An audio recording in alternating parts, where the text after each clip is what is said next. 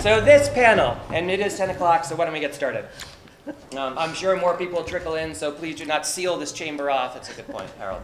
So this panel is about TSR coming of age and about the situation of TSR in the 1980s. TSR flew very high. TSR maybe had some bumpy turbulence there in the middle. And then TSR went off in some new directions. And so we're going to kind of cover that three-act play here today, encapsulating TSR in the 80s.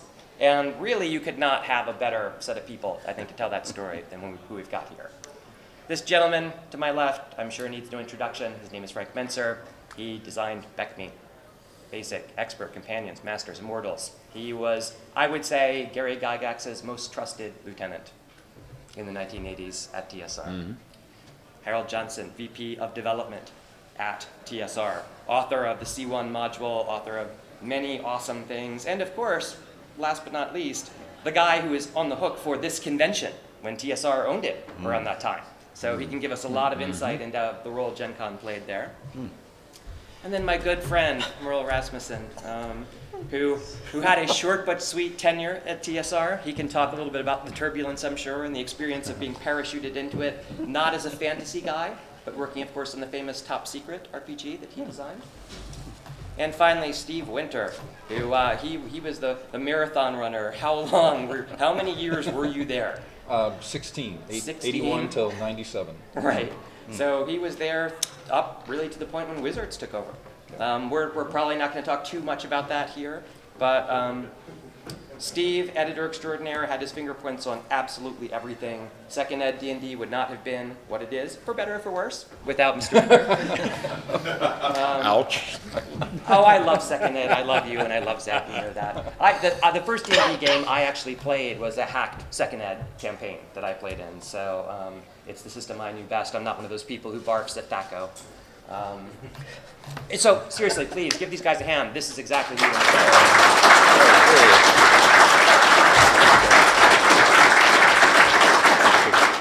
So gents, let's start off by just going down the line. We'll go right to left here, this way facing you. Tell us how you got hired at TSR and when you started and what the company was. Well, just start with that. When did you get there and how'd you get there? You said right to left. You're right. You're right. No, I'm left. Oh, you're left. Oh, start with Steve. Steve. That says a lot about the way things ran at TSR. A dead man is running this panel, remember? Maybe you're alt-right. Now let's keep so how I landed at TSR. I was working at a newspaper. I was a newspaper reporter at the Peoria Journal-Star in central Illinois. But I was a big D&D fan. And I was sitting in the hobby shop thumbing through a copy of Dragon magazine because, of course, on a newspaper reporter's pay, I couldn't afford to buy the magazine. I had to just read it there in the hobby shop. But in it, there was an ad toward the back of the magazine that just said, TSR is looking for editors, and I knew that I was actually on where I was working at the time was a temporary position. I was filling in for a woman who was on maternity leave. So I knew I was going to be looking for work before long. I sent a resume to the company and got an interview. My car broke down on my way to the first interview, so I couldn't make it. I had to call from an hour away and reschedule. The second interview went really well. Third interview, my car broke down again on my way there. It broke down only a couple miles outside Lake Geneva, so I was able to just get towed into town, and while I was talking to Doug Bloom, my car was being repaired, and they did hire me at that point. And I moved up. It was only about a week later, I think, I moved to Lake Geneva, and I slept on Frank's couch for about a week until I found a place to live. That was how I wound up at TSR. When I went there, I kind of had the feeling that I might stick it out for maybe a year, and then I would go back to newspaper work because this gaming thing was a fad and newspapers would always be around.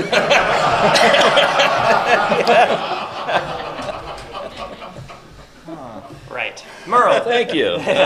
I want to make sure the microphone's working. Can you hear us back there? All right, thank you. Because I once gave a eulogy and nobody in the church could hear me, so it's real sad. Anyway, it's really sad. You asked about hiring. Okay, hiring. I was already published in February 1980, and there was a game called Top Secret, espionage role-playing game that came out in February 1980. Alan Hammock was the editor of that product. He called me in the spring of '82 and said, hey, how would you like to come work for our company at TSR? And I got off the phone. Oh, he made me an offer over the phone, and I got off the phone. My brother said, well, what'd they say? I said, well, they want to hire me, and they're going to pay me this much. He said, why aren't your bags packed? So I immediately packed my bags and drove to Lake Geneva. And Alan Hammock hired me over the phone, basically. And I walk into his supervisor's office. I can't remember the gentleman's name. And the guy is sitting there with my resume, and he's turning it over and over, looking at it. And he says, Mr. Rasmussen, most of our game designers either have a degree in English or journalism, and I notice you don't have any degree at all. Anyway, and Alan Hammock leans over and says, boss, Mr. Rasmussen is the author of the Top Secret role-playing game. Oh, Mr. Rasmussen, that's who I know. Oh, that's who you are. Yes, okay. So then they assigned me, which is typical. This is just ironical that I was not impressed by fantasy, but I was inspired by role-playing to do an espionage game. So they assigned me to design Dungeons and Dragons modules, of course. And that's how I was hired, but in no particular order of importance. We did Midnight on Dagger Alley. We did, yes, it's a team effort. We did X9, we did, oh, that's a top secret, we won't look at that, yeah. We did Lathan's Gold, Ghost of Lion Castle, and the other fantasy one, Quagmire. So yes, I was writing for D&D and Advanced D&D, which is hilarious, because it's like, oh, well, you guys might want to produce a little espionage here. But it was a wonderful training ground for a young writer, and I was hired at the ripe old age of 25.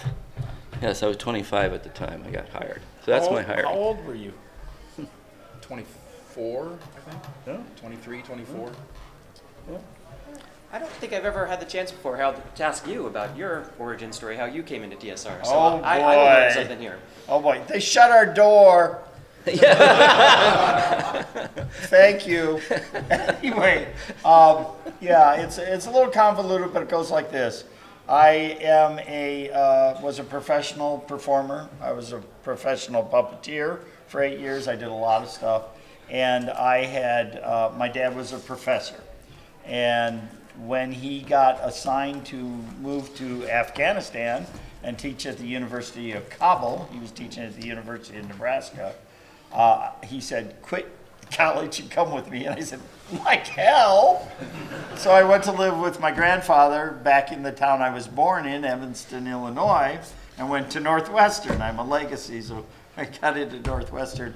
And after being there one fall, I went home and somebody said, hey, we got this new game you gotta see. And it was Top Secret. No, it was Dungeons and Dragons. And here's an inside thing. I did not know and ever see an original copy of D&D for 2 years. My copy was a 4th generation photocopy. It was grayscale. But so anyway, I learned the game that summer. I started DMing it that summer. I came back. I taught people at Northwestern, North Shore General Staff. That was our gaming club. And then they said to me one day, hey, we're going to go to Gen Con. You want to come with us? I said, isn't that like way up in Wisconsin? Oh, it's just across the border. Really? So I had no car. You're poor. You live in a town. You don't need a car. So I carpooled up with somebody, got up here, and attended the first Gen Con, which was 1976. And that was only the introduction. In 1977, I graduated from college with a degree in biology. I have a degree in biology. And I started looking for jobs, and they all said, well, you could work at Abbott Labs, you could work for Procter & Gamble as a technician, but nobody wants a bachelor of biology. And I was pretty demoralized, and then my grandfather passed away. And Gen Con was what I did in the summer, right? I'd come to Gen Con. So I actually went to visit my grandfather's homeland. I'm Canadian.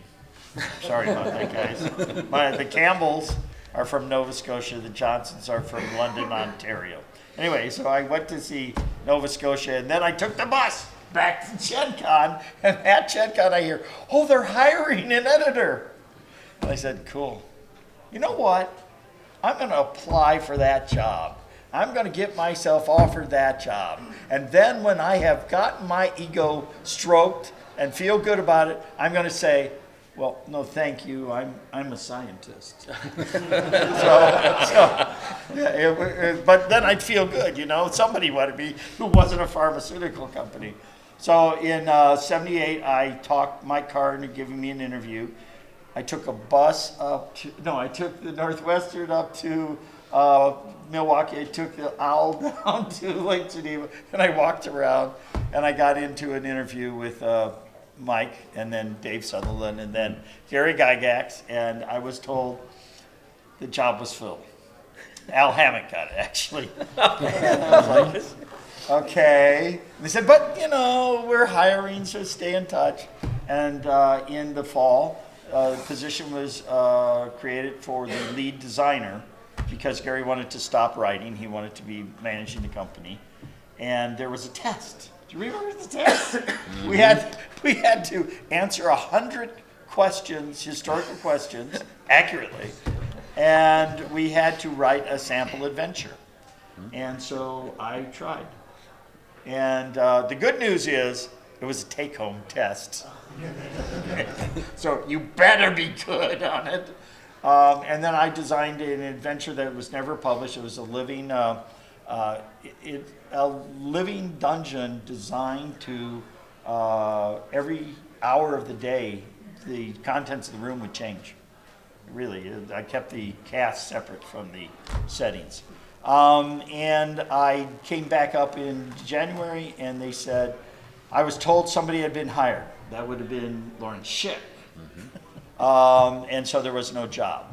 And I went home and I found a letter from them saying, oh, we got a few more questions for you. Here's 50 more questions. And here's the deadline. So I scrapped the dungeon and I quickly did the thing that I had improvised that year for Winter Fantasy. And I typed it on a typewriter at my job late at night. And in those days, you could go to the post office at midnight. So I posted my only copy to TSR, and about a month later I got a letter from them, and I wouldn't open it. I didn't need the rejection. Thank you very much. It was fine. So I paced for about 45 minutes and finally opened it, and it was Gary's, a letter from Gary, and he said, da-da-da-da-da, nice job, you did pretty good on the questions, they were near perfect. I'm thinking, they better be near perfect. Oh, and the adventure, it's really nice, and I want to publish it as an adventure by itself. Tim Kask wants to publish it in Dragon Magazine. Oh, and by the way, the job's yours if you want it. By the way. I went, what? So my family's Afghanistan, and my buddies are all in school. I've graduated, and I'm going, now who do I tell? And this is where it gets a little sad. I paced for a while, and I did some house cleaning for people. Diane Cummings is the heir to the Consolidated Foods fortune, which includes Sara Lee, their part. I cleaned the house for her. So I called Diane Cummings and said, I know you don't understand anything about this, but I got to tell somebody. So I told her all about the job, and she says, well, that's nice. So I got offered the job, and I then told my friends, and they said, "That's great. You're going to take it, aren't you?" I said, "Well, no. I'm a scientist. I'm going to say no. That's the plan." They go, "Are you insane?" So they eventually talked me to it. All right. Fantastic. Great. Mr. Mentzer. Oh, wait. Oh, we were saying age. I was 25. Well, to give you a little perspective, I became a gamer when I was 10 in 1960, like casting my own miniature figures, shaving flange, terrible at painting. Anyhow, I tried a variety of things, went off to college, being a boomer, 1950, baby. And after college, made one of the worst decisions of my life. I could have gone anywhere. I had heard of this new game. This was 74, brand new out. Instead, I went back to my old stomping grounds in Philly, where I had grown up. Proceeded to blow the 70s on weed, gaming, just one of those government-sponsored deals where you work a year and then you take unemployment for a year and screw around, and then you find some other temp gig, and you rinse and repeat for about 4 or 5 years. And what happened, though, is being a hardcore gamer, I'd get together with friends, one predominantly, but sometimes multiple, and this guy shows up with this photocopy, once again, of this brand new game from this new company. It's the Holmes edition of 77. And at one point, it was just him and me playing. We'd take turns. He'd be the DM. I'd play 3 player characters and handle 4 NPCs, and we'd go out and do something. And it really hit me. This was remarkable experience when I was proceeding to have a 3-way argument between my neutral mage, the chaotic dwarf, and the paladin. And he couldn't stop laughing and had to go in the next room to calm down. He said, you can't pass the Minnesota multiple personalities test anymore. It's when we discovered the potential of the game. But being dirt poor, the kind of dirt poor where you can't scrape up the deposit, so you can't move out of the place you can't afford, okay? That cycle. I mean, a lot of us have been there, okay? And starving artists, the whole bit. And my players come show me a copy of Dragon, an actual copy. They had some money. No photocopies. Look, they're hiring editor and designers. So oh, come on, there's got to be like 1 million people at this point going to apply. They said, no. And we figured out later the reason my stuff turned out better was I couldn't afford to buy squat. So I kept writing, and I got enough expertise in running the stuff that apparently it turned out pretty good. And they said, if you don't apply, you're producing stuff that's better than we can get from Judges Guild, TSR, etc. Now, in fairness, TSR really only had the Giant series, in this era, and then the Drow later. So they didn't do much. Judges Guild was the mainstay. So I took a little chunk, Valen Sector, and started my campaign. And when the questionnaire came, I broke down and applied, and Harold or Lawrence sent me the questionnaire. And if you couldn't ace a test like that, it seemed to be saying to me, you're not a true gamer. I mean, you can find all the answers and you have it in your hands, and you're not in a room with 1 hour or something, But the creative dungeon, I focused on fairly high-level stuff, because even though the game had been out, AD&D had been out like a year or 2, I had already wrung it bloody dry at various levels through all this experimenting, etc. A lot of us did, playing 3 to 5 times a week in the 70s, which pissed off an awful lot of wives of my gaming group at the time. They would come over all weekend, and just crash on the couch floor and get up and continue gaming, everything.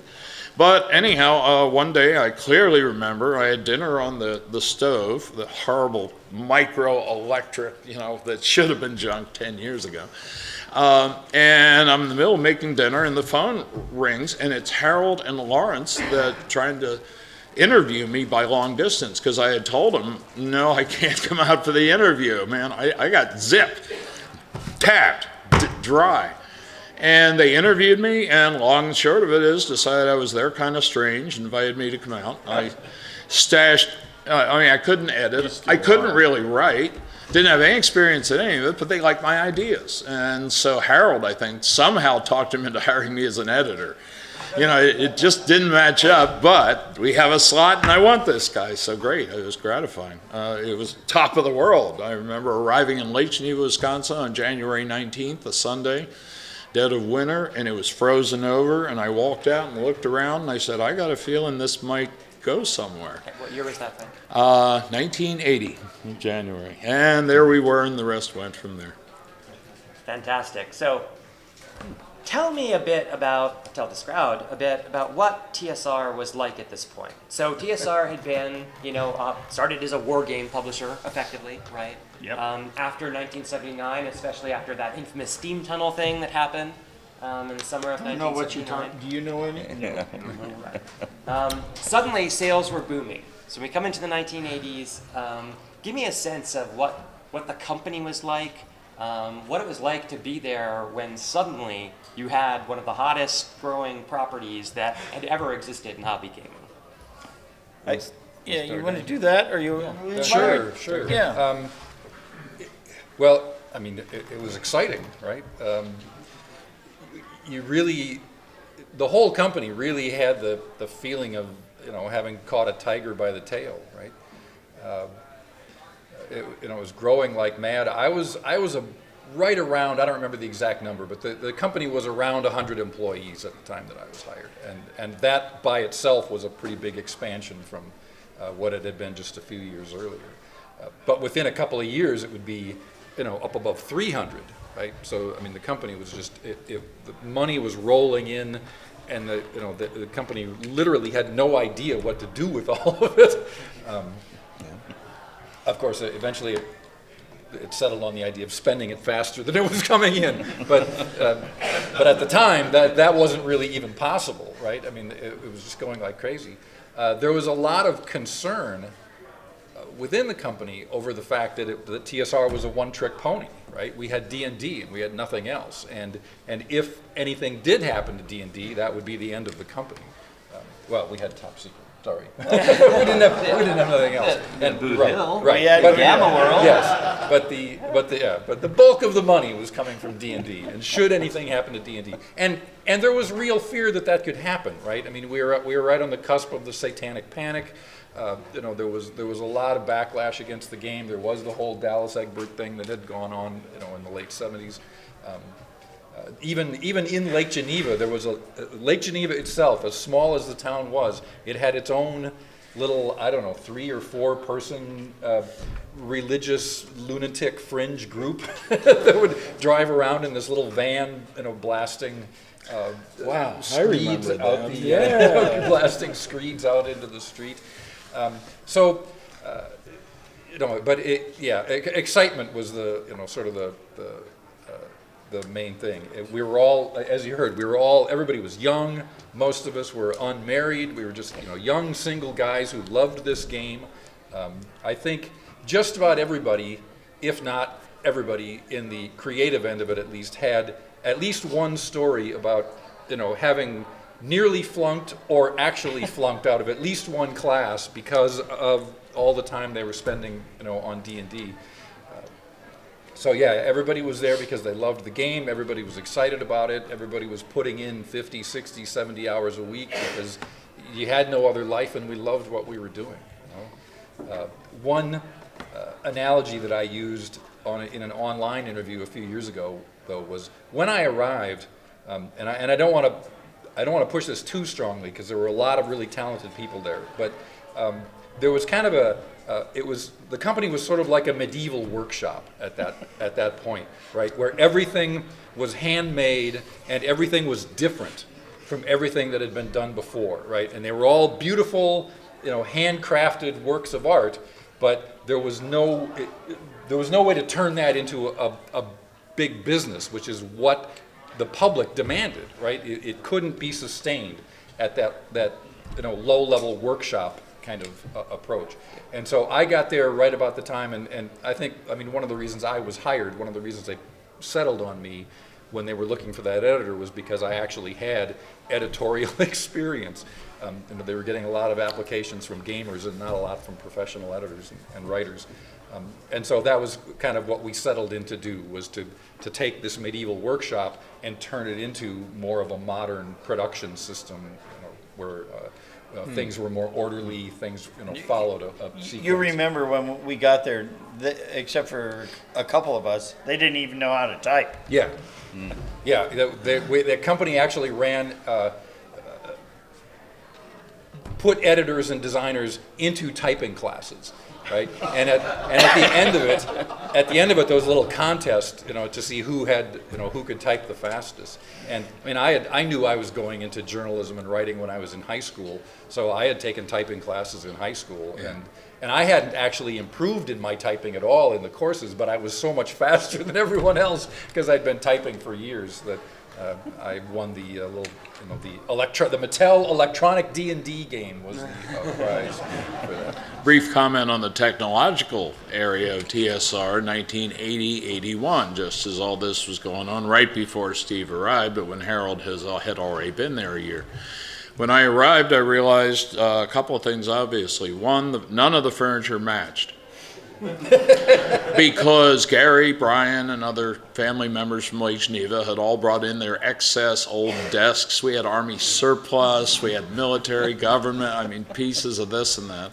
I was lucky enough in the long run when they sold it all off and bought nice, neat, blah, cubicle furniture and desks and all that junk. At least it had character then, but I was fortunate enough they allowed us to buy the old furniture. And the desk I ended up with, and still in my office, turned out to be the one that Gary had been using to write D&D and things like that. So just serendipity was amazing.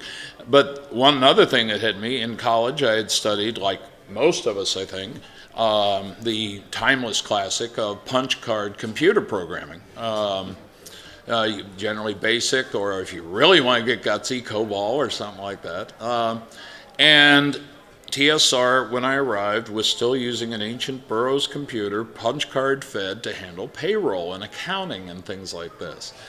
Within 2 years, we had a Hewlett-Packard mainframe with a dedicated computer to, workstations and the whole thing. The typewriter thing was what hit me the worst, though. We had a typewriter room on the second or third floor of the old hotel in downtown Lake Geneva. Mm-hmm. And if you were a writer or editor, you did most of your work in pen or pencil on paper, preferably instead of the desk.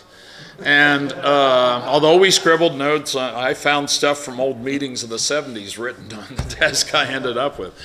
Tim Kask even verified it. But we had a very limited number of typewriters for too many people. And at that point, the money was growing, but they hadn't really got their act together. So you literally had to sign in advance when you wanted, not computer time, but typewriter time. And you had to guesstimate approximately how long you needed it and fight for that time if somebody else had a priority project they really wanted to work on. So it was pretty bloodthirsty when I first arrived, but that all cleaned up within the year. I had my own But typewriter. yeah, it was this transitional state that was fascinating to watch, as it was literally, the bomb was literally going off in front of my eyes. One thing on the typewriter, really quick story.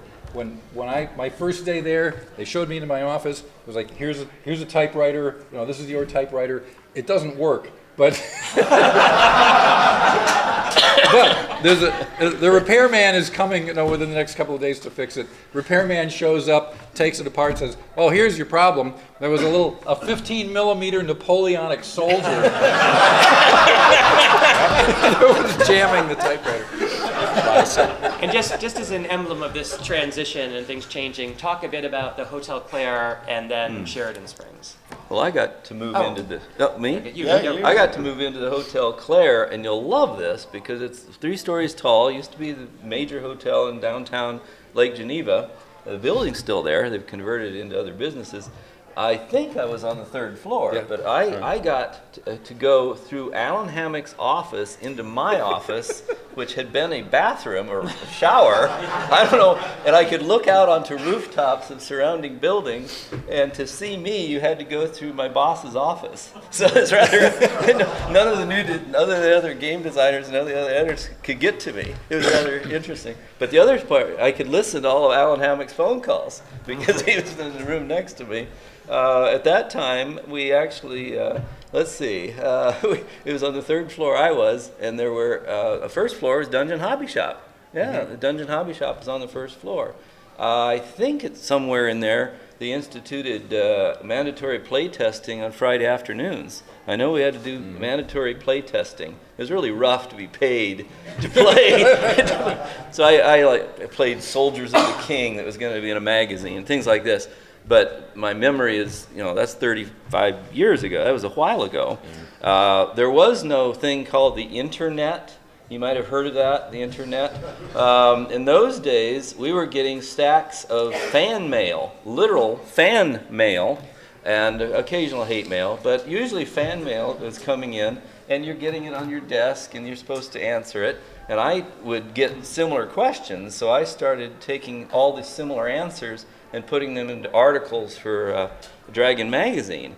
I still got the fan letters, but the fan letter. Oh, and the other thing that was happening, and you mentioned the building.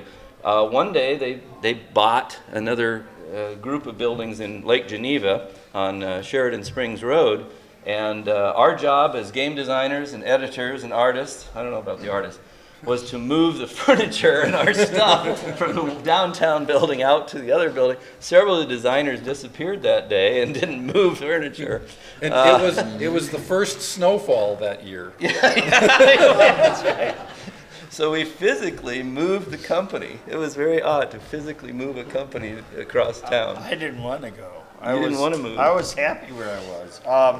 When I You got were happy in that dilapidated. when I got Describe it. wait. Describe what So Virtual when I Player's like. walk into this thing in 1979, because during my interview I did not go downtown. I was at 843 William Street, Right. the original hobby shop, and our offices were overhead. This became just Dragon Magazine's offices after a while.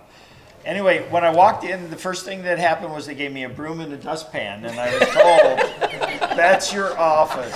And there was drywall that had fallen down, and so I cleaned it up, and I had the fire escape right outside the window, so we could look. We actually, until the fire department yelled at us, we'd crawl out, eat our lunch there, and watch the girls from the beach coming back in the... Apologies to the women in the room, but we're guys, right? So it was a fun time. But yes, we cleaned up. We had a couple things. One, it was a dilapidated building. It had been abandoned. We were on the third floor. It was a ballroom. The third floor was a ballroom and had an inflated ceiling. So they had put in a ceiling at about 10, 12 feet. And then there was this space overhead, but it was like any attic. It didn't have a floor up above. Yeah, you it weren't had allowed to go up there. rafters and then insulation. And actually, we would screw around. We were gamers. We weren't seriously. Even our vice president, that would be Dave Sutherland, would screw around. We would get in new paints, and we would get all these boxes, and he'd unbox the paint and put them in the cabinet. Then he'd have the boxes, and he'd start throwing them at people and having wars, throwing the empty boxes at people. We had rubber band wars. We would, if you needed something, I remember people were surprised at this, but next door, was that your office? I was over there early Yes, on. my office was right and next to you. there they wanted a door between, not my office, but the office next to me and the one over. And I said, where do you want the door? And they said, here. And I said, okay, back up. And I went, pow, and put my arm through the drywall. He said, what the hell are you doing? I said, it's drywall, guys. It's just drywall. Yes. So then we cut our door, and that's how we would do that. It was Right. It was between my office and the office that John Pickens and Ed Sollers Right, shared. and I put a door right, there. Yeah, and the door between them was just a hole kicked through the wall. And of course, there was no floor there. There was a little gap where the wall Yes, had been. yes, And in the step summer, over. bees would fly up. remember the war we were having, and it was Errol Otis, right? He climbed up above, and we're in a meeting, and he falls through the ceiling because he's stuck between so his legs are dangling like this. Oh my, yeah. There was one long hallway that ran the length of the building, and if you stood at one end and just looked down, you could see how the it just went back and forth like that. The conference room at the end of the building, the floor was so weak that we could not all be in the conference room at one time. You could feel how it sloped down toward the middle of the room. And it was more terrifying because right below was Gary's office. Yeah. That's what we knew. Right. We had to Just to put- help you visualize, though, this is downtown corner of Lake Geneva, one of the biggest tourist hotspots, in the Midwest. So most of us tried to find apartments or places to live within like 4 blocks, because no bloody way you are going to drive to work with, 4,000 tourists eating downtown.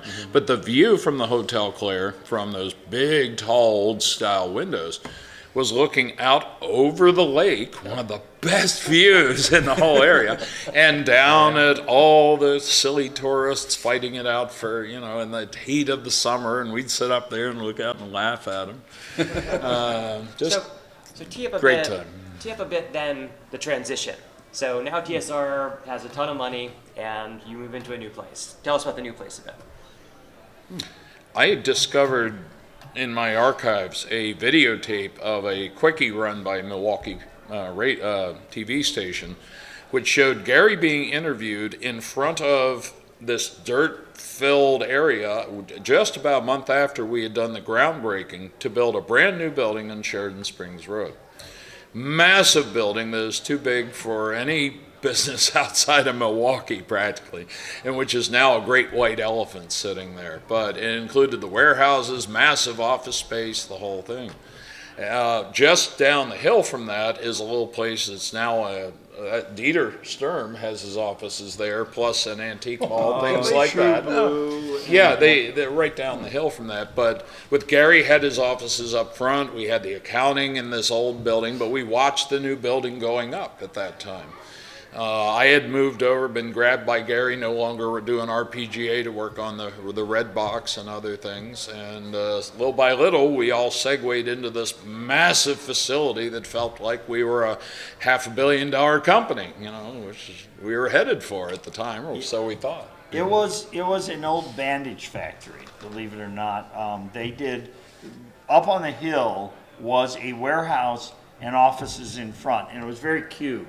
And then what we built was this huge warehouse to the west of it, which was at least 3 times what was there. So the old factory portion, the warehouse portion, they flew a floor in. And so now we had 2 stories. And eventually we wound up there, but we weren't originally there. They had, when they built their new warehouse, they did the front third of the building, they put a floor in. Wasn't even that, a quarter of the building.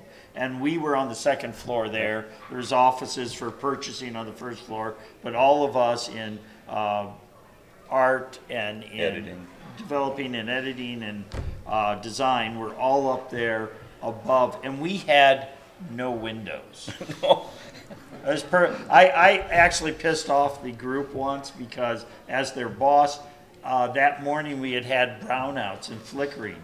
So I said, and I grabbed some things and I came into the work, and during the middle of the day, the power went out. And they said, and it was black, it was pitch black. And they say, I guess we're going home. And I said, oh no, and I pulled out the camp lamps I had, and I brought them all into the conference room. Do you remember this? And I had a conference, and they were like, So finding their way through the building with, lightsabers. Yeah. So, but that's where we were originally, and it evolved. We never really had really nice stuff. We had okay stuff. One of the things that we saw was the evolution of computers, though. Yes. We went from pads. This is the best way to look at it. We started with pads of paper. And then we would borrow the typewriters, and we would type. I had my dad's Underwood So that's how I had a typewriter. If I would say to the company, I need this, and they'd say, you can't have it, we don't have it in the budget, I'd say, I wouldn't have asked if I didn't need it, and I bring it in. They go, where'd that typewriter come from? It's mine.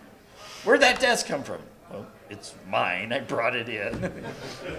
And I've written on it, and when I leave, I'm taking my desk with me. But so we did that. Then we did the Burroughs. They were monitors, right? They were hooked up to the mainframe, but they were monitors. Yes, yes, yeah, the computing was all done at the mainframe. It was just a terminal. Yeah, we just had a terminal, and we didn't even have memory. If we screwed it up, we lost it. We could work for a week and then not save it and lose a week's worth of work. Well, and the software we were working on was not even a word processing program. It was a line editor designed for programming. So, Right. every line of text was numbered, and there was a hard return at the end of every line. When you made changes, you'd wind up with, only 1 or 2 words on lines and things, and then you'd have to reflow the whole document, and That tables were a nightmare. But that actually worked to our advantage, because in those times we didn't have what you see is what you get. Right, no. Preview. We would It was all type it. monospace then, type. Then the typesetter would retype from our manuscript, and it would be 1 line at a time, and we wouldn't see it till they printed out the proofs, and we'd look at the proof and say, this line, and they'd have to do the whole proof again. It was mathematical. And when we actually did BASIC, there was, how are we going to get this done in time? And I said, well, we'll just plan to the pages. They said, that's impossible. We don't know till we've gone through all this. I said, no, edit 2 has line numbers, and I can set the R bound to 65 or whatever our character line was, and I could calculate it. I'm a math guy. Calculate it mathematically. So we actually did it all with numbers. Yeah. The first time you had to know some math in order to do layout. Yeah, So. and eventually then we went to PCs, which I didn't understand, and we did networks, and I didn't understand that. That evolution was right up there with the evolution of what was happening with the building and with the business. How many people here know who Bruce Nesmith is? How many people, if you've played Skyrim or Fallout, okay, Bruce Nesmith is like the lead designer on those games. Well, he started at TSR, and the reason he was hired at TSR was because at college, at Beloit College, he had worked on an HP 3000 mainframe computer, which is what we had at TSR. So they hired him to be a game designer at TSR because he understood how the computer worked. And he's now gone on to... So I will take questions at the end, if that's okay. But the one thing I do want to get to, because we are doing retrospective panels here that include Gen Con. So what was Gen Con like in this particular era? Well, I'll answer that because I was at Gen Con 15 and 16 as a TSR employee, but I was at previous Gen Cons as a before I was hired. What was wonderful, we didn't have the cosplay. I don't remember the cosplay, and it was about 99% male. There's like 1 female at the whole convention, and everybody was talking to her. But anyway, the point is, that was unusual. It was a very. Well, everyone claimed to have talked to her. Yeah, I claimed to talk. But so, Merle, how much had it grown from when you first went to now in this era? Well, I'll tell you, we had not just Gen Con. There was Gen Con East. We went to Gen Con East in Cherry Hill, New Jersey. Once I was there without being an employee, once as an employee. And I was wearing a leisure suit with a Hawaiian shirt because I was a secret agent. And my leisure suit coat was borrowed by Skip Williams, I think, twice to go to Atlantic City without me. So my leisure suit has been there twice.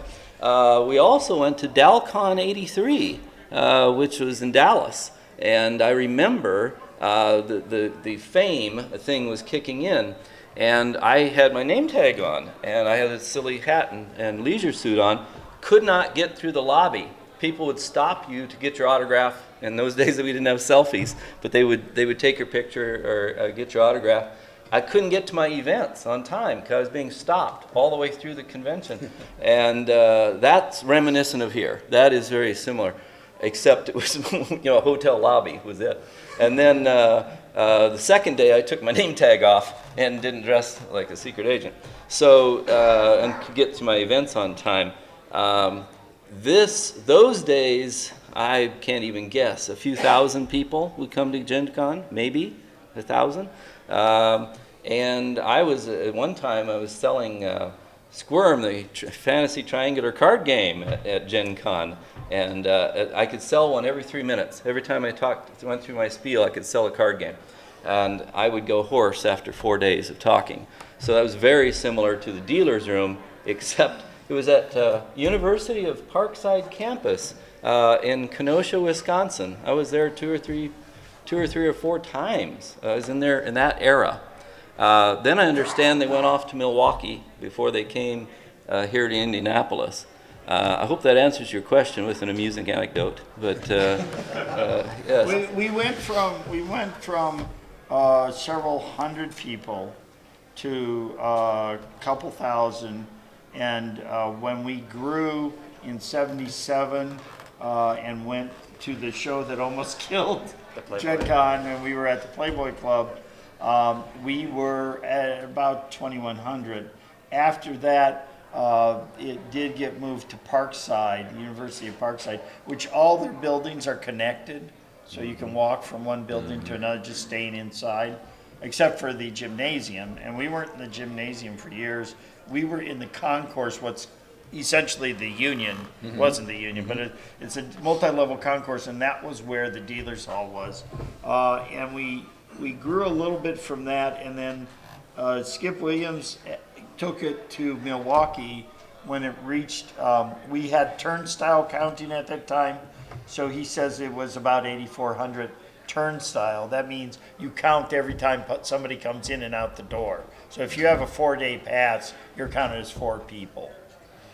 So he moved us to Milwaukee, and we were in one of the side halls of Mecca. We were not in the main hall. We were in the side halls. They always had another show that took up the huge center hall. And when I took over, I stopped doing turnstile counting. I did badge counting, and then we were at a real 8,400. And by the time we had gone through 2 Origins, group, we did Origins Gen Con together, we were up to 30,000, and then we were using the whole time. So it did leap, it did move. I'm sorry, I keep doing that. It did move forward incredibly fast, but I mean, you have to just think about that again. From the first Gen Con in '68, you have maybe 100 people here, right, crammed in the Horticultural Hall in Lake Geneva. We're talking 30,000 by the time that was what, 88 when you first did yep, Origins. 88, And we the demands were big. It was horrible. Now everybody would say several things to us, And remember that those 8,800 people are all being processed through the mail. yeah, not internet. Yeah, it was all through the mail. You should have seen the days when we would open. There was a line that went like 4 blocks, right? Yeah. It went down the street and around the corner and down. It was 4 blocks, and you stood out in the sweltering heat or the rain to get in line, and it was really difficult to do the show. I would like to point out a couple things. One of the things when I started running Gen Con is people would say, Gen Con's been around for so many years, why can't you guys get it right? Why are you repeating the same mistakes? And something that wasn't known was we did not have a Gen Con staff. There was no dedicated person for Gen Con. We would take clerks at, 3 months out and say, okay, it's your responsibility to do this or your responsibility to do that. And then several key department people would come in and start doing the computers guys would do the registration and so on. But we didn't have a steady staff. And what would often happen is at the end of a show, the staff would go away. And the next year it'd be a new staff. So the fact that we kept going and looking like we were a consistent group was pretty darn amazing. It wasn't until I came on board that we said we're going to change that. And now some, like Frank and this crew, they were constants. But we each would develop our own thing. Frank developed the auction because of other reasons. We had stock. Sometimes we were just moving things around because there was a political thing going on in the company, and they decided they wanted to do something that was really stupid, and we had to go along with it. But it was an evolution, and it really has come down to individuals who came forward. She's not here, but one of the darlings of Gen Con is my former secretary, Debbie Pouch. And Debbie Pouch at the time, she's not Pouch anymore, but Debbie Pouch was the event coordinator. She would do the event sales on site, not beforehand, but on site. And they'd punch out all these tickets by hand and put them up on pegs and keep them in order. And she just, if it wasn't for her and the people she recruited to do it, it would have fallen apart. So it really comes down to individuals who just stepped up and made it happen. And for those who don't know, when I came on in 1979, I was brought on not as the lead designer. I did tell you I was offered the job. I didn't get it. I was told if I didn't come in that position, they had some guy named Zeb Cook who they would hire for it. And they called me 2 months early and said, "We've lost an editor. You applied to be an editor. Come up and help us. We need you for Dungeon Master's Guide." And I said, "I want to be the designer." Wait a moment. Gary's going to call you. Gary called me and told me, "Come on up. You do this. You can be a designer later. We do like you. We want you. We need you for this." So I came up and I was made management, and I never went to become a designer. This has been pretty cool. I've been hearing things and learning things in the course of this panel. A side comment on music. And about the warehouse, we built this huge facility and we didn't have near enough people for it at the time. They were thinking we were going to keep growing and add another 100 or 2 people every year. You know, that was the attitude. So there were these vacant places in the building here and there, especially down towards the warehouse. Now, I had been involved in music a lot in the 70s, as some of you know from the history, and so I wanted to have a garage band, TSR garage band. Hey, so I asked a couple execs, yeah, sure, as long as it's down, they designated which section. So I brought in my equipment, and I called some other people, and hey, who plays, who wants to, and we ended up with Keith Parkinson, the world-class artist, the late Keith, as our drummer. He turns out to be an incredible double trap set, full-blown drummer, rock. Tracy Hickman on keyboards and vocals, me on lead guitar because it was Clyde, and then Clyde and I jammed once, and he said, "Okay, I'm rhythm, let's go buy me a new guitar for openers." I'd been playing for quite a while, you know. The other people from around TSR, it was like a greatest hits thing, so it was so cool. Larry Elmore really wanted to take part, but he can't carry a tune in a bucket. And so I tried to teach him bass, and he made the best of it, and we kept the volume down low, and he just thumped along behind us. But yeah, Clyde on guitar. So we had a fabulous time. Now, I did not find out until just a couple years ago that during that period, Mr. Steve Winter had been a hardcore guitar freak and thing, but he was just not in that phase at that time, so he never brought it up. He didn't join in the band.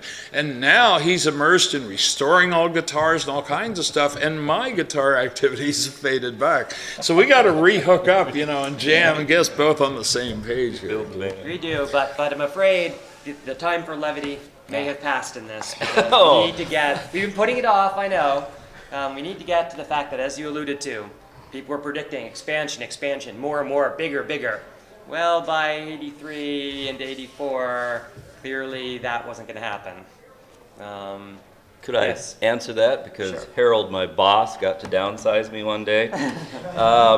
Yes. What was very interesting is he had offered me the job of a lead designer. And I said, "Oh, I'm not really that happy, Harold. I don't want to be lead designer. I'm thinking of leaving the company." So, You can be lead so, designer. so this was intriguing to me. We'd gone through every 6 months. We were losing about 50 employees, like one from every department. One artist, one editor, one designer, one whatever. Got to be the third cutback day. Your secretary said to me, "It's happening again." And she let me know what was going on. I went back to my desk, and I got called to Harold's office. And he said, well, it's happening again. And it's no fault of your own. We missed a $40 million sales prediction by $18 million. so we have to cut some staff. Now, I didn't know that Jim Ward of Gamma World fame, he was downsized the same day as I was. It was very odd. And there were 50 of us. Ed Sollers. What, April 4th? April 3rd or 1984. 4th. Why, yes, The I day think it that was. will live Yes. in infamy. In 1984. Now, what's funny is Ed Sollers was an editor, and we left the building. We were told to leave the building immediately, and we literally stepped out into the snow. It was snowing the day I left the building. Yeah, I recall this because I called him in and I said, we've got to lay off people, and I know you want to leave. And I said, let me lay you off so somebody else keeps their job. At least I can give you severance and stuff instead of you quitting. And he said, okay. and I didn't remember that. That's funny. Anyway, Ed Sollers and I went out and we drowned our sorrows in some ice cream sundaes. And I finally, We were hard living. yeah, we were hard living. So I drove him home and let him out of his apartment, and I drove home, and I was married at the time, and I told Jackie what had happened, and I got a phone call, and it was from somebody back at headquarters. It might have been you. Said, "Do you know where Ed Sollers is? We haven't been able to reach Ed." So I said, "Oh yeah, we went out and had ice cream. You know, that's where we were." And so they were worried about his mental condition, I guess, but they weren't worried about me. They were worried about Ed Sollers. Real brief, Ed Sollers was a fairly unknown editor from Texas, but his claim to infamy was being the lead editor for the infamous Orange B3 module that had to be recalled for the various editors. So, Why was that recalled again? What were the systemic problems? wrong color, basically. Wrong color. Wrong color. For those who don't know, yes, I had to do the downsizing. It was very, very difficult. I spent the next day or that evening at Tracy's house crying. But I had known we were in a bad financial position. And my boss, JR, had warned us that there would be layoffs and tried to counsel me as to how to approach it. And so when it came, I was shocked, but I got into problem-solving mode, and I kind of said, those who are gone are out of the nightmare and have a severance package, and those who stay, we took a pay deferment. Yeah, I was going to say. It was really tough. It was what, 15, 20%? Yeah, it was really hard on everybody who was staying, and shortly after, the people who formed Pacesetter left, and they had kept their jobs over people we had to let go. So that was all very tough on us. But what made it tougher for us is a lot of the staff at TSR had started with us in editing and design and moved on. Brian Pitzer was in marketing, and we had people who had become creative directors, product managers, and we had just people everywhere. And suddenly they were told you have to downsize so much. So you know what they did? They said, we don't need this person in our department. It's Harold's choice now. And so that day where I thought I would have to say goodbye to 5, we had to say goodbye to 23 because they all came back to me. Nobody had the backbone to make that decision, and it was me. There were 2 other things that happened. One, the first person who got laid off was JR. My boss, and the one who had warned me that it was coming. And we had 12 VPs by the time we were done. We were 3. The only director, the only VP level, they were executive VPs. The only VP level who kept his job was me. And they called me in to have conferences with me to say, we know this has got to be driving you nuts and that you're scared you're going to lose your job too. And I said, and this is a blind spot, I said, why? Why? You would have let me know if you didn't like what I was doing. So I don't see that. And they're going, what? You're so naive. Yeah, still am. So I think but it's it was a important very tough time. Oh, yeah, and I think it's important to throw out there, too, the reason why JR was the first person laid off was because they told him, you need to get rid of this many people, and he said, these layoffs are ill-advised, they will cripple the company, and I won't do it. And so they, got And of course, as we all know, this led to a point. I was relatively immune from all this, being Gary's right arm.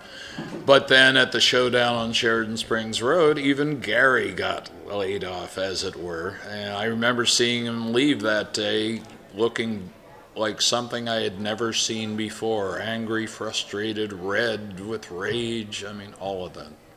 The good news is our misfortune was the industry's good fortune. Because a lot of us went out there, some of us joined computer companies and helped redirect computer companies, and you've seen the benefits of that. I know at least 2 people who wound up working for a little company called Lucasfilm. Yeah, tiny little outfit. And doing that. Dave Arneson was over there. We did help the rest of the industry as a result of our misfortune. And eventually we would go bankrupt, but it was 10 years later. Well, more than that, 12 years later. I'd also like to put out there too that, we were not generally privy, even those of us who were managers at that time, were not really privy to company financials and to deep sales figures or anything. But it was always my understanding, and the way it was explained to us, that because what we've read many times is that D&D sales were increasing, and then all of a sudden in '83 the sales took a nosedive, and that was not in fact the case. With the sales were increasing, and then they leveled off. But the company had spent money, had spent future money as if the sales were always going to continue increasing, and suddenly the expenditures were there, but the income was not. But it wasn't because the sales decreased; it was because suddenly there was just as many people who wanted to play D&D were playing D&D, and the sales were not increasing anymore. I'd like to ask you guys on the panel something. What was your impression of the public opinion of TSR when you came to the company? Because my opinion was TSR was one of the most hated companies out there, and definitely management was not liked. Real brief, you and I got there early enough, I think, that this was this small up-and-coming company with this famous thing. Did you mean in the industry? Yeah, in the Like in industry. Yeah. terms of like how? Yeah, you're I did viewed not by- mean fans. I meant Right, the. Okay. by Flying Buffalo, by Chaosium, Sure. things Yeah. like that. You had companies that had been around since the 60s, literally, and looking at this new hotshot kid on the block acting like they were the industry. And the attitude of success led to a degree of arrogance that significantly contributed to the attitude from the industry at meetings of the Game Manufacturers Association, things like that I attended. It was obvious, there's TSR and everybody else against TSR.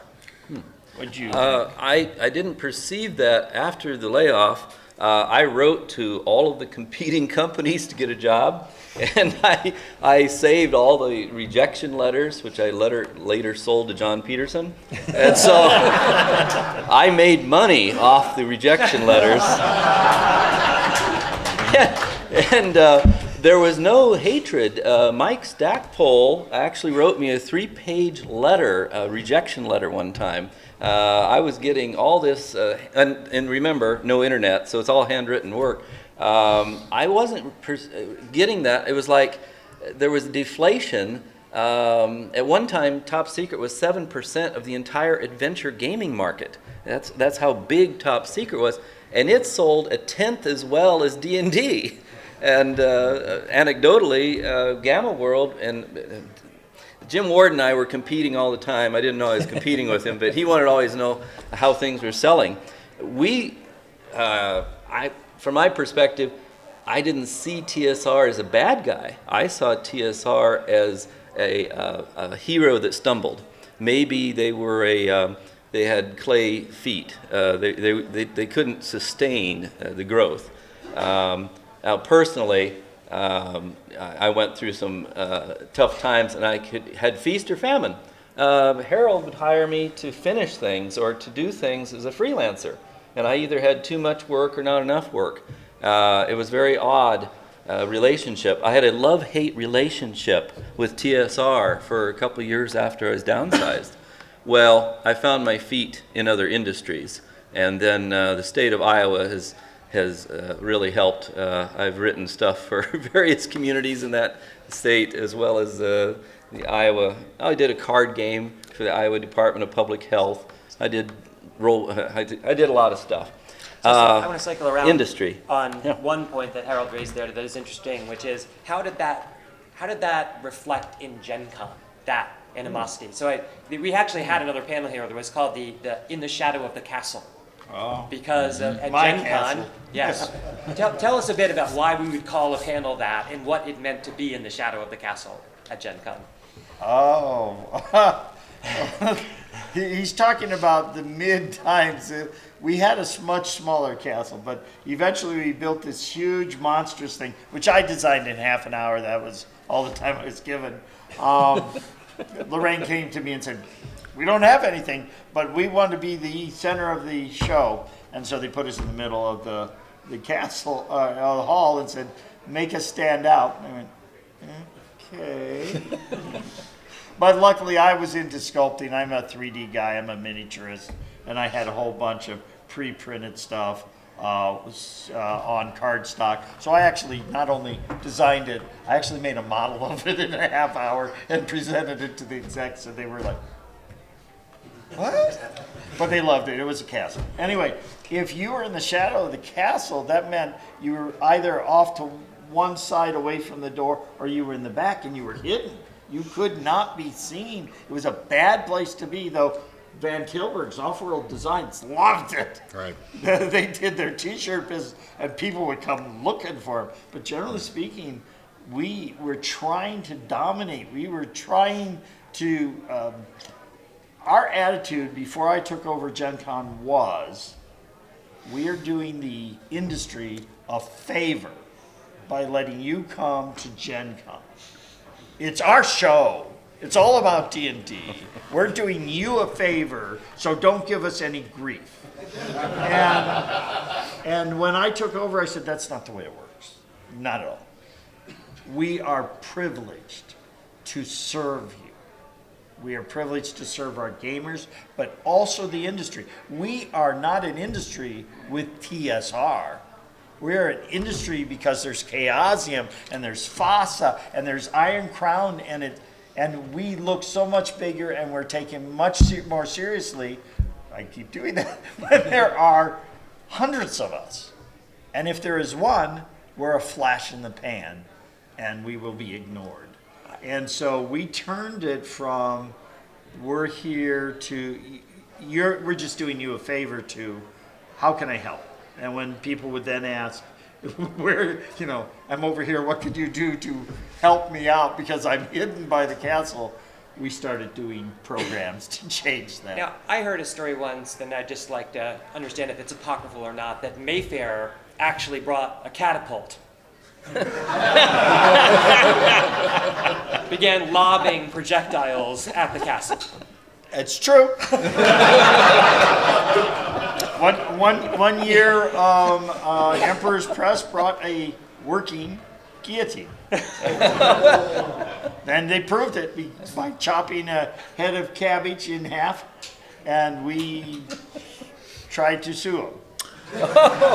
And one Gen Con tradition became that you folks didn't take part in.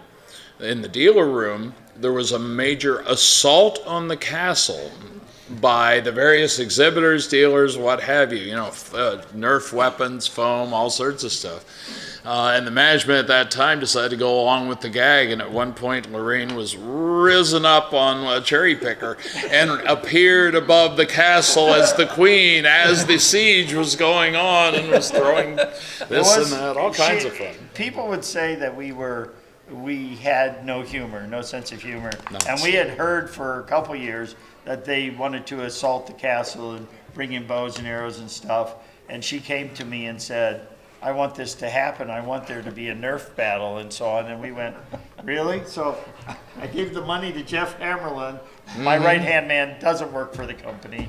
He's the one who sued us over the not letting them do the guillotine, because that was his client. Anyway, so he went out, bought Nerf weapons from every Toys R Us in the greater area of Milwaukee, brought them back, kept the biggest weapon for Lorraine. This was Lorraine's doing, and we did do that. You weren't there that year. I was in, when we were in Cubicle Land, the guys would go around with Squirt guns. no, squirt guns and rubber darts. Oh, right. And we'd hunt each other in Cubicle Land. And ping pong ball guns Yeah, and things like that. Steve, you were there with the assault. I missed the assault. I had an event going on at that time. I only heard about it later. Yeah. So tell me a little bit, and I'll direct this to Steve since he hasn't had much face time lately in this. Like, tell me a little bit about TSR in the Lorraine era. And so, under new management, I guess the main thing maybe to ask is, how do you think the company's strategy changed, in particular with the campaign settings and so on that were introduced then? Oh well, I mean that was a big change. At the time that Lorraine came in, the company was actually pretty demoralized. I mean, everybody knew that there were financial troubles. As I say, it had ballooned up to over 300 employees. We had a company newsletter that came out kind of irregularly, but more or less once a month. And every month there would be photos of all the new employees, and I still have all these things in my files. And it's like in the first one it's 3 or 4 pictures, and then in the next one it's a dozen pictures, and then it's 24 pictures, and then it's like 3 pages of new employees. Rima Abuso. Yeah, he was Owusu, right. But yeah, when it got to the point where things were really rocky, I mean, the company was very demoralized, and then there was John can talk in greater detail about the whole changing of the guard, but there was a really, when Gary was gone, I mean, talk about a watershed, right? This is the guy who created the game. This is where the company came from, but at the same time we knew the company is going down the toilet if something doesn't change, right? So it was there was a lot of sadness mixed with hope, I guess. And then we had as was mentioned, we had a pay deferral. Where I forget, I think it was anybody who was at the executive level took like a 25% pay deferral, and the rest of us, it was maybe 15%.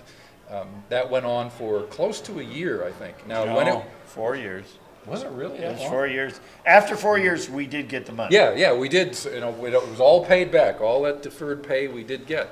But that was pretty hard. It was.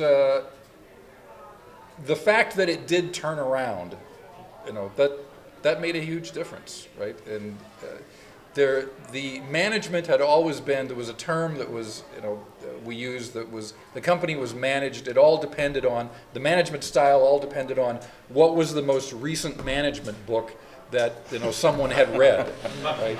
Because at one point you'd be managing this way, and then there was the whole managing by walking around. That was a big one. So there was a lot of chaos in upper management. You never knew what was going to happen next.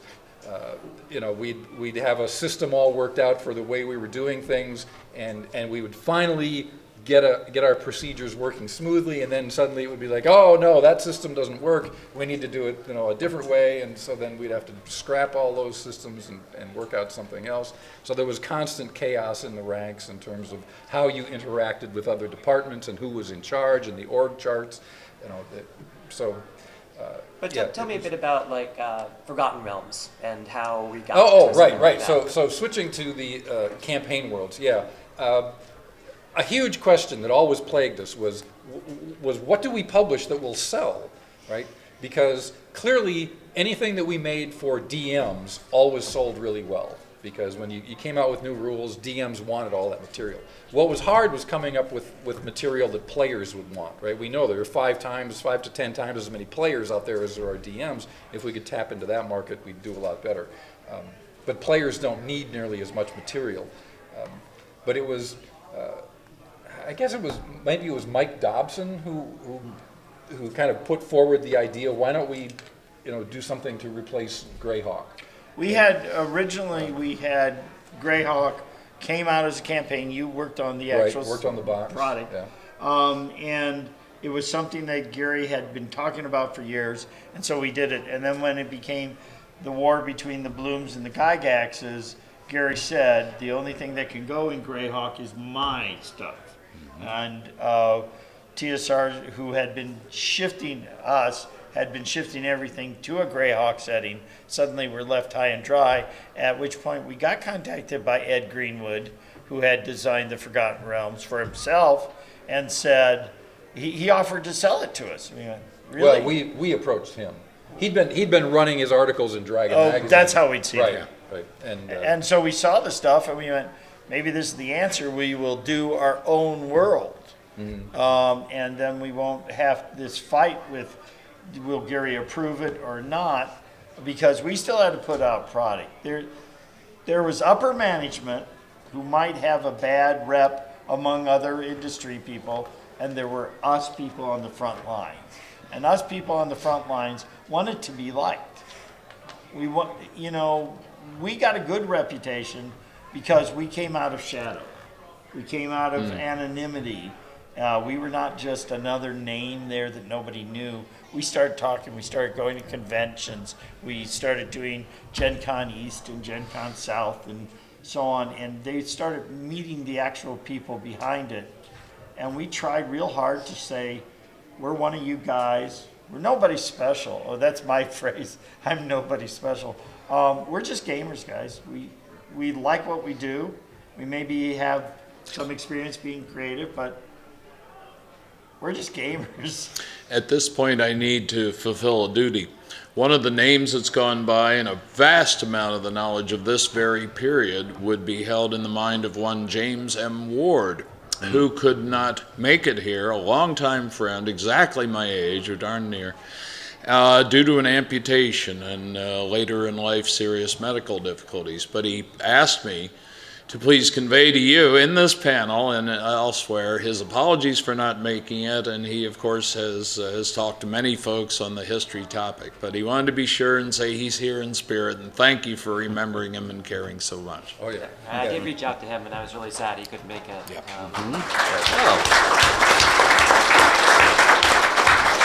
But as the production executive through a lot of this period, he had intimate knowledge of all these numbers and all the problems, and went through his own great angst in the cutbacks and having to let go of people, all of that. He did a JR.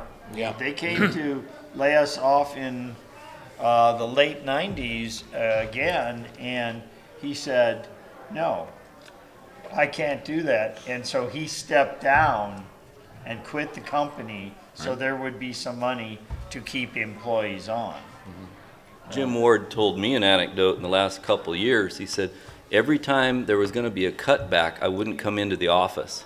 And so he was always afraid he was going to get cut, so he just wouldn't come to work that day. So in brief, he's the fifth guy who should have been here, but didn't Jim quite. actually came and went from the company. He Yeah. came to the company, he left the company. He actually got published before he was even an employee of the company. And when he came back, it was one of those where Gary was actually wanting to hire him for Nippy. Right. And it was, they came to me and said, should we hire Jim back? And I said, absolutely. You got to do it or else Gary will get him. And so Jim came back and got made That close. Yeah, that we close. almost had him at New Infinity. It's like we Kim gotta get him Lohan and before me. they And, get him. So yeah, Jim's come and gone. Who else? The other Kim person- Mohan did it too. I would have loved to have had Zeb Cook here. I also tried to get Zeb. Totally. We haven't said anything about second ed. There was a second ed. I don't know, Steve. This is probably, we're going to go to audience questions here in a second, but you could talk a little bit about that process. Oh, I could talk for hours about that process. Go ahead. Please talk for Oh, 90 seconds about okay, that process. all right. Well, so, I mean, we knew as more and more supplements were published, and especially when we were doing, working on Anarthakena and Oriental Adventures, the more we tried to extend the rules of the game, it's like the more some of the inherent weaknesses of the game's structure became apparent. And like with Oriental Adventures, Zeb really tried to do some new things, to take the game in some new directions and experiment with new ideas. And so the way we approached second edition, we took it to the executives because we knew that this was a huge thing and that it was going to be very traumatic for the company.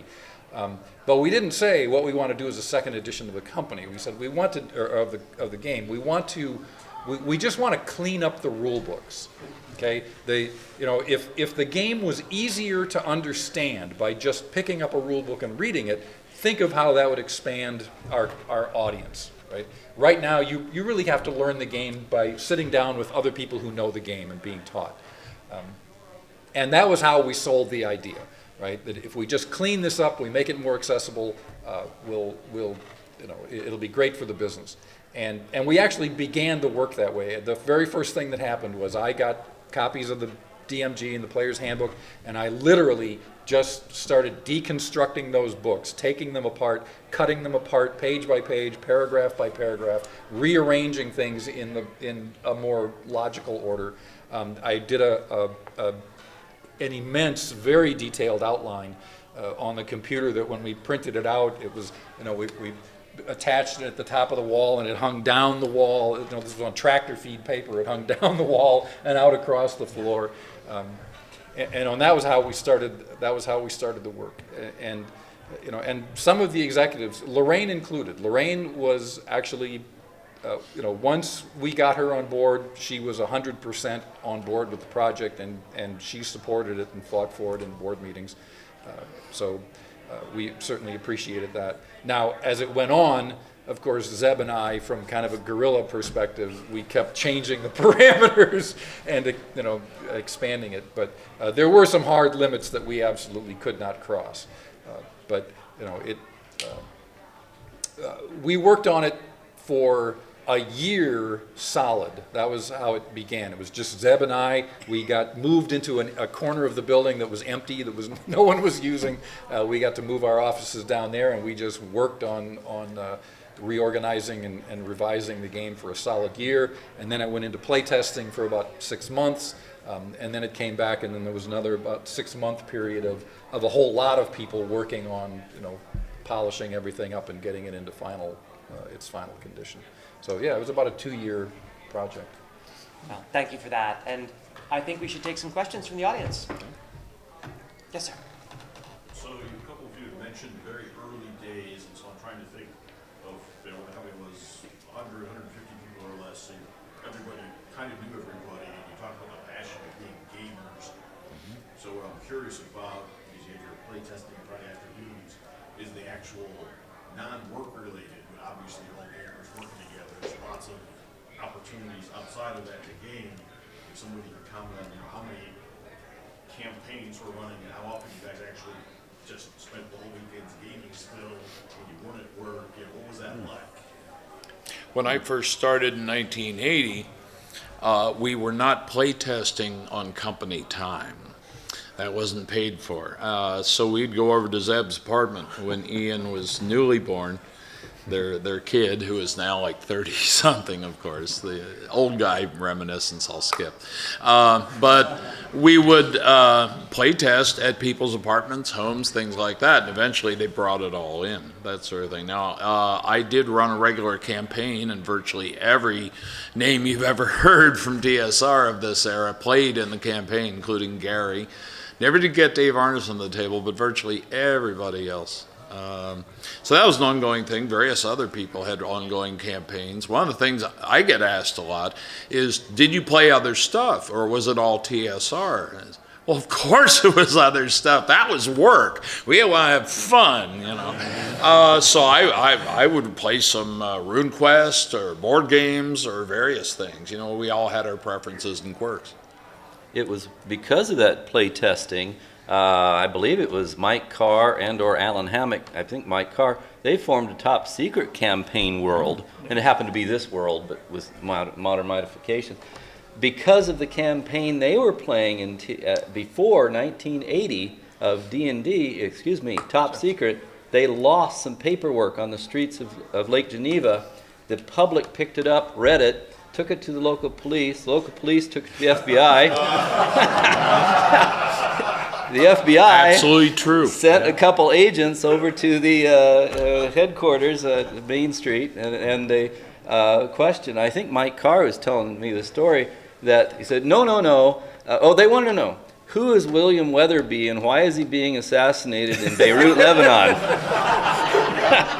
So we know they're campaigning, and the FBI guys, Mike Carr says, no, it's just a game we're play testing before it goes to market. And the report from the FBI man was, okay, this time. We did get a call later when a top secret module called Lady in Distress turned out to have used the deck plans for the Achille Lauro, which showed up in a major international terrorist incident. Some poor guy got... We got shut down on the cover of Top Secret. The first one showed $1 million. Mike Carr went to the bank and got, I think, a $1,000 bill, made a stack of $1 bills, put the $1,000 bill, put a band across it, and the Treasury Department said, you can't take photo reproduce money.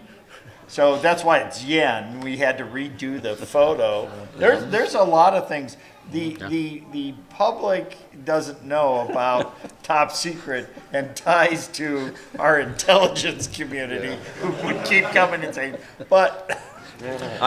Related to the gaming environment in a different way, when I first arrived, it was more wargaming. Okay, a lot of wargaming going on, and I and Gary were partners in a major Napoleonics campaign by interoffice memo. Yes. But then to fight out the battles, we'd go down to the basement of the Dungeon Hobby Shop, had a full-blown sand table, a major gaming setup, and just rock and roll. Oh, yeah. All right, The other basement questions? of the hobby shop was a wonderful little gaming venue. Yeah. Any other questions? Yes.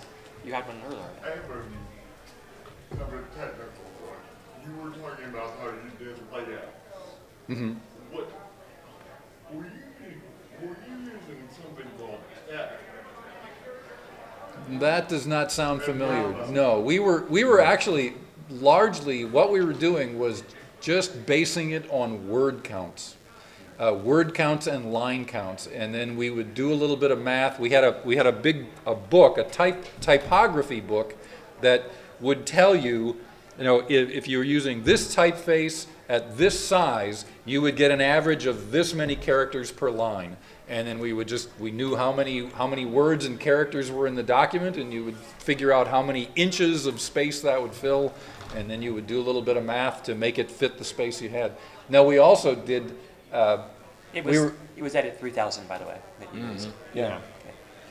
We were notorious, After and I did not know this until later. Got a reason. Talking to Jim Rosloff's wife, she finally told me this, that Jim Rosloff hated it. He just hated it when we would do layouts and we'd be like, there's about an inch of empty space at the bottom of this column. So then we would write an art request for an illustration that was 1 column wide and 1 inch high. I'm doing the 10. We did, when we first did this, because of Dungeons and Dragons Basic and the rush on it, and I was saying we could do it mathematically, we were invariably coming up with an inch of space at the bottom of the last column. And I finally figured out what was happening. We were doing it mathematically, so it was 65 characters was the average, it wasn't justified, so we didn't actually know how much it would spread. So I added 5 to the bell. And that 5 to the bell, so if it was 65, we'd do 70. And then that 5 to the bell filled up that space. We went, that's what we're doing wrong. Right, but this, the layouts were all, the print, the type was run out on machines. You run it through a hot wax machine, cut it apart with X-Acto knives, paste it down on boards, and then it goes to a camera and gets shot. There was one day I stopped one of our layout guys, Ray. Remember Ray? Yeah. Stopped him. He was charging out of his office toward the elevator with an X-Acto knife in his hand. He was on his way down to the layout department because someone in the layout department had screwed up one of the layouts he designed, and he was, that was the last time that was going to happen. He was going to cut her heart out. All right, folks. Hand, please. Applause for our great panelists here.